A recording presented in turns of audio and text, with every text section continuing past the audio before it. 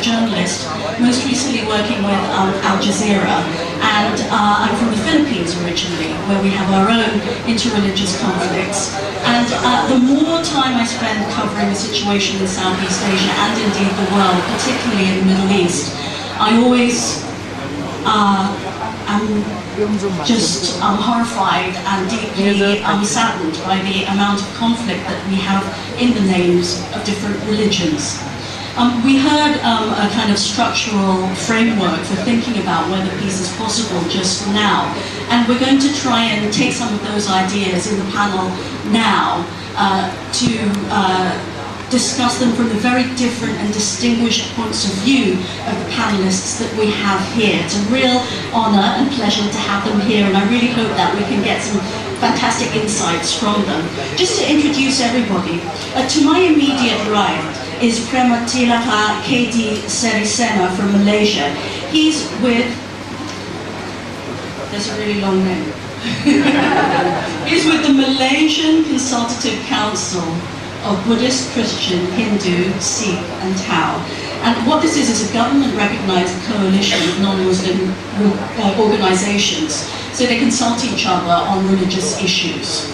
And I'm sure that must be a lot of fun. I wish I was a fly on the wall when those meetings happen. Having lived in Malaysia for 5 years. Okay, to Prem's right, of course we have Venerable Pesal Isalo from Siam, Thailand, and he probably needs no introduction. Many of you are familiar already with his work and wisdom. To his right we have Dharmachari Lokamitra. He has lived in India for the last 35 years and done a lot of work with the Dalit community and converted to Buddhism. To his right is my compatriot actually, Charlito Kaloy Manlupig from the Philippines. He mediates in a peace process between the government and a splinter communist group, and in Mindanao, which is one of the most violent regions, I hate to say that, but one of the most beautiful regions as well of the Philippines. And to his right is Khalid Abdul Samad. He is actually on the Central Committee of the PAS party here in Malaysia, and also the Member of Parliament for Shah Alam. So as you can see, we have a panel of people who are trying to make interreligious peace a reality. There are those of you who probably looked at the theme of this and saw it and thought, is peace possible? I don't know about anyone else, but for me, I thought, well, it should be. Like, the ideal is, of course, yes, peace is possible. I can bring peace into my household. I can bring peace into my heart. It should be possible to bring peace to the world, shouldn't it? And then you hear someone like Dr. Zani explain how, well, it's really hard actually. Can I ask for your reactions and thoughts on the speech we just heard and what we're doing here today? If I may just go one by one in this direction. Thank you very much indeed, Prem. Thank you. Very good morning. Selamat datang ya kepada Malaysia. So as Prem, I'm so sorry. I just wanted to mention, if we could keep it to about 5 minutes each, would that be okay? Is there a timer here? Okay, let me start with a pantun ya. Silat, taekwondo, selembang, wushu, kuatkan tulang menjadi kebal. Rakyat bersatu, negara maju. Malaysia dijulung di pentas global. It is a pantun, it's a poem in English which says that Silat, Taekwondo, Selembang, which is with the Hindus, and Wushu with the Chinese. We do this to strengthen our bones and so that we become strong. The citizens of Malaysia, united, the nation will progress. Malaysia is held high in the global world. So the question today, is peace possible? Yes, I'm a Buddhist. The Buddha said peace is possible. It is possible if we are sincere, if we understand each other, if we understand each of us belong to different races, belong to different religions. It is possible. The pluralism of religion must be accepted. Number one, it must be accepted. Let me tell you, we take offense. I, as a Buddhist, take offense to be referred to as a non-Muslim. A non-Muslim is not a religion. There's nowhere in the world is there a religion called non-Muslim. Alright? There are Muslims, but there are also Buddhists, there are also Christians, there are also Hindus, there are also Sikhs, there are also Taoists, and there are also those of other faiths. This diversity must be accepted and appreciated. If we do not appreciate this diversity, this pluralism, we will always talk about peace. Is it possible? It is. What is in our minds? Today is Deepavali. It's a festival of lights. Can we use this occasion to light up our hearts and our minds to appreciate each other? Once we do this, we have lesser problems. One Malaysia, they talk about understanding, accepting, and celebrating. This is the Malaysian roadmap. As far as Majlis is concerned, this is a very long name, it's the alphabet soup, but it is the only way to keep everybody happy. So that the Buddhists are referred to as B, the Christians are referred to as C, the Hindus as H, the Sikhs as S, and the Tao, who came later, as T. So when we say that we use the alphabets, then nobody gets upset. Yeah? If they come last, it's okay because they chose to be named as Taoists. So this is something we did in order to have a balance. MCCBCHST, the alphabet soup, we are 30 years old. But what is our roadmap? Our roadmap is this. For Malaysia, there is only one roadmap. Many faiths, one nation. Our diversity must be accepted. Our pluralism must be accepted. There is no tolerance in this. There is no tolerance in this because I'm different. As a Buddhist, I'm different from the Muslims. As a Christian, the Christians are different from the Buddhists and the Muslims. The Hindus, the Sikhs, and the Taoists all have unique traditions, unique teachings, which are profound. We are no lesser than the other. So we must stand up and be recognized as Buddhists. We must stand up and recognize as Christians. We must stand up and be recognized as Hindus, Sikhs, Taoists, or any other faiths. Not to be categorized as non-Muslims. Because that becomes superior, inferior. We are not the same. So the non-Muslims are not the same. So as far as Majlis is concerned, our advancement from year 2013 and above is that we want to be recognized as different religious components existing in Malaysia. We do not want to be classified as non-Muslims. Thank you.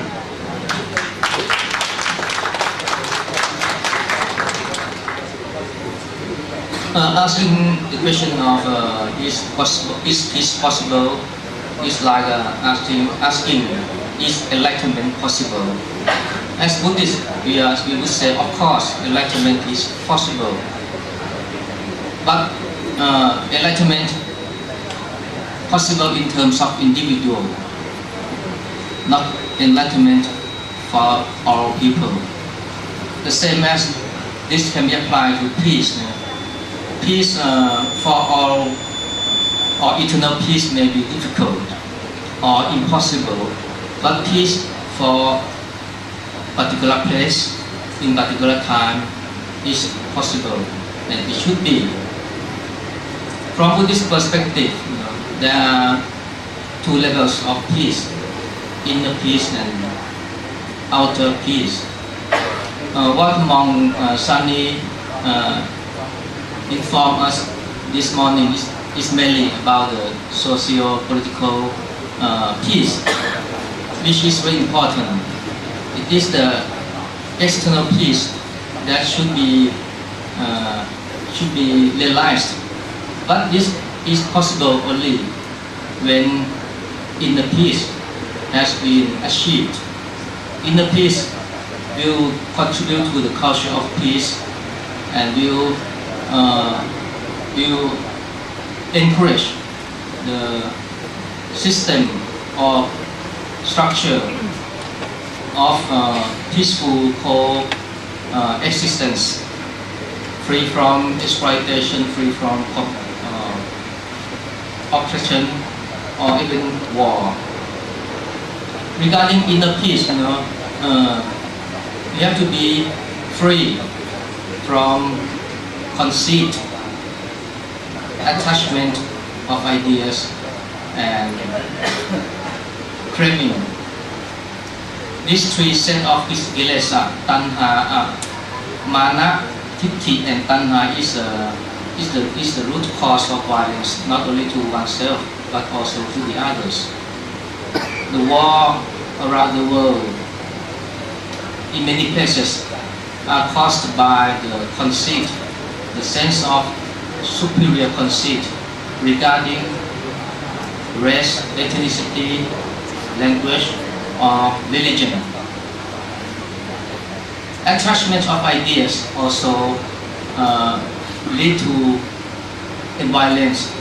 In Thailand, we have a conflict and violence between different groups, different political groups, and in many countries, the violence because of religion, political ideology is widespread.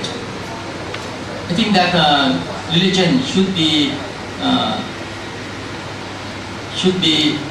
the vehicle for peace, because all religions aim to reduce selfishness, reduce self-conceit. But in reality, we have to agree, we have to confess that religion, a lot of religion, including Buddhism, has been used to justify violence especially against the people of different religion. Religion, including Buddhism, has been used to sanction violence against the other group of people, even against its own people who have different ideas, different idea about religion. I think that it is very important for religion, especially Buddhism, in order to create peace. The first step is to avoid being the source of hatred, avoid being the source of discrimination, avoid being the source of violence. Because even we as a Buddhist, sometimes we feel that we are superior to other religions. Even among the Buddhists, there is a division among Theravada and Mahayana. Theravada people or Theravada monks feel that they are superior to Mahayana people, and vice versa. Even among the Theravada, there are differences among Buddhists, Thai, Myanmar, Sri Lankan, and each national Buddhist seems to regard themselves as superior to the other people of the same Mahayana tradition, the same Theravada tradition. I think that we have to be fair and to be sincere ourselves, to be sincere with our religion, to be sincere with the teaching of the Buddha, that try to be self-critical, try to reduce the self or the superior conceit in our mind, and try to regard the other people as the human being, not to see only the difference, but also see the commonalities between other people, either Buddhist, either Mahayana, Theravada, either Buddhist or Muslim or Christian. First of all, we are human beings, as Monk Sani mentioned this morning, that first of all, we are human beings. We should see the commonality in this aspect too. Without such a perspective, it is possible for religion to instigate violence. So this is my lecture.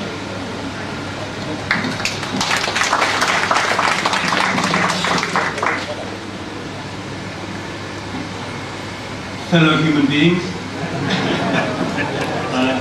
thank you for giving me this opportunity. One of the main hurdles in peace today, and I suspect throughout history, has always been religion, ironically. And one of the greatest religious innovators of recent times, I believe, has been Dr. Ambedkar, amongst whose followers I'm working with in India. And I want to say a few words about his approach to Buddhism. They're not just relevant, I believe, to his so-called Dalit followers, but I believe his approach has more universal significance. He was born an untouchable, which makes up 1/6 of the Indian population, well over 200 million people today. He was the first in Western India to matriculate. You can get an idea of the backwardness of the community. He committed his life to establishing what he considered true democracy and a society based on the principles of liberty, equality, fraternity. He was a great politician, lawyer, one of the people most responsible, if not the person most responsible for framing the Indian Constitution.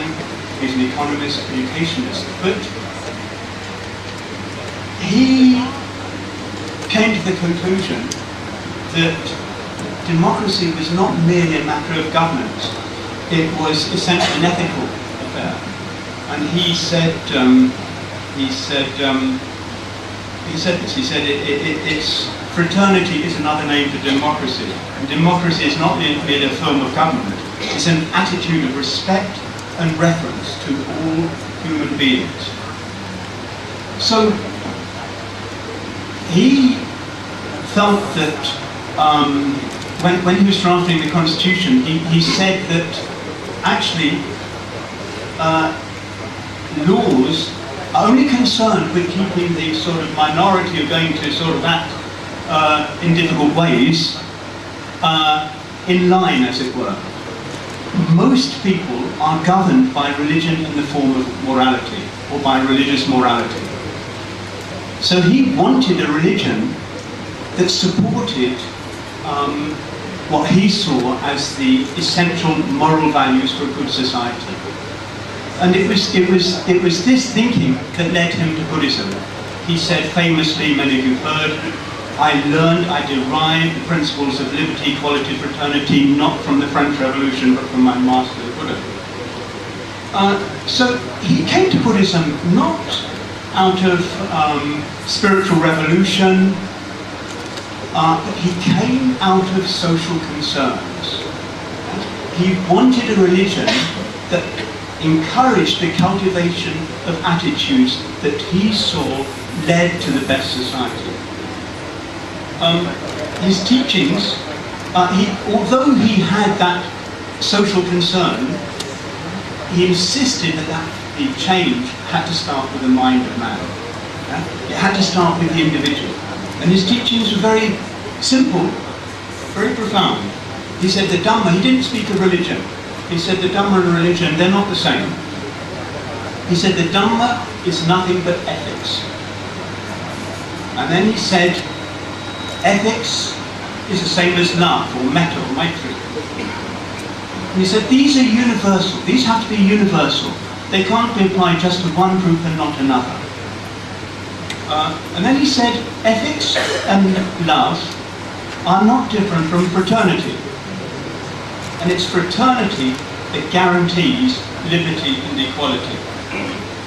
So, I don't have time to go into them, but I just want to make these points. But he went further. He talked about Saddhamma. Again, not religion. He said the purpose of Saddhamma is to change the world, make the world a better place. And he said we have to test our practice as to the extent it helps to break down barriers between human beings and establish equality. These were the tests he gave for true Dhamma practice. He started with the individual. He went on to this spiritual community, the Sangha, but he said, I would have upasakas in my Sangha. Yeah? He talked of the Sangha as a model or a microcosm for a new society. So again, the link. The Sangha is not just a place where people who are committed practice. It has this outward going dynamic. And I think it's significant that he said he would have upasakas, lay people in his Sangha, because however positive a community of monks and nuns may be, it cannot be a model for the wider community. So I just want to make 2 points to talk out of this. I've been involved personally in a lot of Dhamma training in India, and what I found is that the deeper people go into practice, the more confident and empowered they become. Yeah? So this is very important when we're talking about religious harmony and communication. The deeper people go in Dhamma practice, and I suspect this is the same for other religions too, yeah? The more positive you become, yeah? The more universal your open your heart, the more capacity for understanding others you develop, the more awareness of others you develop, the more energy you have for the pursuit of the good.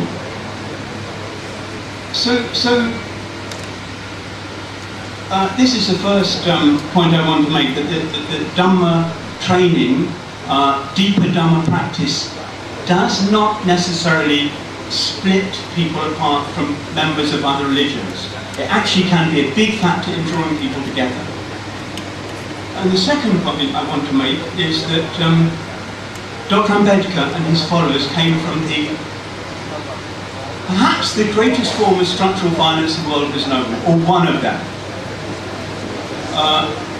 He could have become a communist. If 200 million people had become communists these days, and there are wonderful things in communism, I don't want to downplay that, but in India you've got an extreme form of Maoism, which is very, very destructive to civil life, and India would be a bloodbath today. But he wanted the path of peace. He was not ever attracted towards terrorism or violence of any kind, despite the suffering he and his people had suffered. They still suffer enormous provocation. Discrimination, violence. My wife, who's from that community, was hit in front of me in a village near where I live. But this is not uncommon. So many of my friends and family members suffer discrimination, suffer violence. But just referring to something yesterday, I've never ever heard in the 35 years I've been in India of Buddhists initiating violence. They may be angry, they may be furious with the way they're treated, but never ever ever have I seen them initiate violence.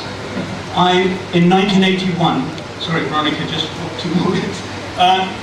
In 1981 I was a monk and I was in Gujarat, and there were riots between caste Hindus and Dalits. And I went there during that time, and the little Buddhist vihara was in a Muslim slum. It's very significant. And I would give talks every night in the different Dalit localities. And people would come with their hands bandaged, blood coming out of their head. They'd been attacked. But they wanted to listen to the Buddha's teachings, the teachings on the path of peace. They didn't want violent retaliation. And there was another example of this in Mumbai about, I remember, 15 years ago. The government of Maharashtra published a series of books of Dr. Ambedkar's writings. And one of these was called The Riddles of Hinduism. And some right-wing Hindus didn't want these published and started violence all over Maharashtra. I had to cancel a lecture tour because people were being killed in the villages I was going to. Buddhists didn't retaliate. They just took out an enormous big march in Mumbai. It was so big that the right-wing Hindus gave him. So again, they took the path of peace, not the path of violence. There's much more I'd like to say, but I think that's enough. Yeah? Thanks very much indeed. That was a really good speech. We've had three really great talks so far. Just want to give everyone a check of the time. It's about 11:10. Just want to say that 11:30, I realise that the monks are going to need to leave and have their lunch. So we'll pause for a minute there. But I think that we'll have time. Vienna was telling me to talk for another 15 minutes if we're at that point of doing more interaction with the audience, which I really hope we will. So just to let you know, if we hit 11:30, we're going to pause. Kaloy, please. Thank you. Good morning, my friends. I am Kaloy. I come from the most war-ravaged region of the Philippines, that is Mindanao.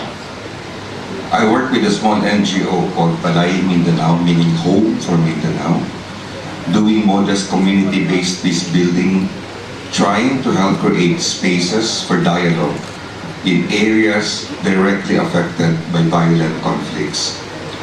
I am also mediating a peace process between the Philippine government and the Communist Revolutionary Workers' Party of Mindanao. In my homeland, I have worked with and among the most violent armed groups, both state, the Philippine military, and police, and non-state, the various armed rebel groups. I must say that working with them has convinced me that there is hope for peace. I have seen the personal transformation even of the most hardline protagonists.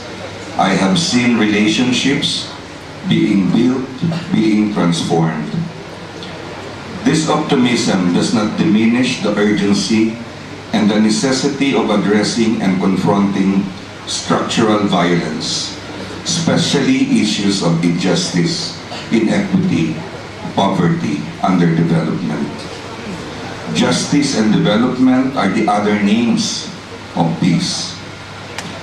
Working with the communities in my homeland and working with over 300 Asian peace practitioners who are members of a network of Asian peace practitioners called Action Asia has convinced me that peoples and communities are capable of winning their own victories, of winning their own peace.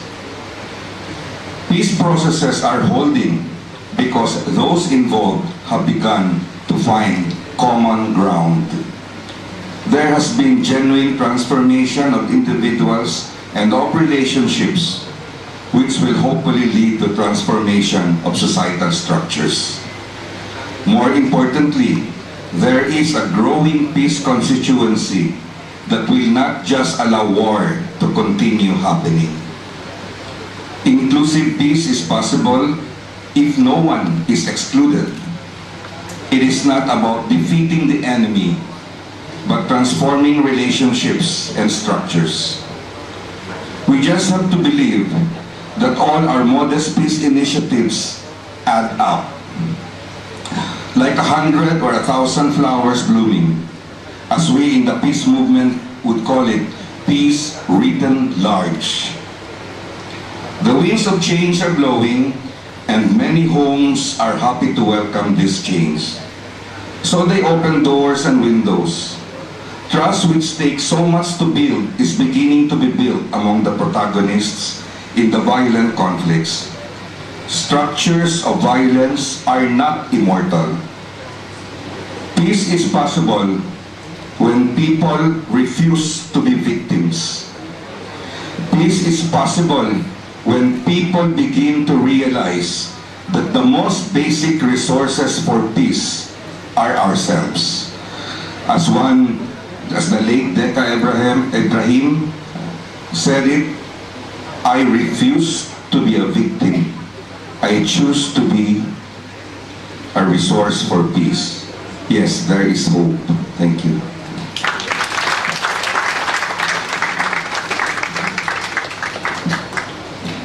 Assalamualaikum warahmatullahi ta'ala wabarakatuh. Veronica and all fellow panelists, ladies and gentlemen. I'd like to start my short speech with a reference to a verse in the Quran, which reads, وَلَوْ شَاءَ رَبُّكَ لَآمَنَ مَنْ فِي الْأَرْضِ كُلُّهُمْ جَمِيعًا. If your Lord had wished, He would have made all those who are on this earth believers, meaning Muslims.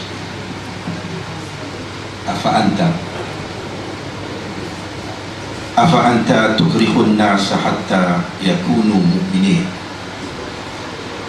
Are you then to try to force people into becoming believers? So basically, from this verse of the Quran is an acknowledgement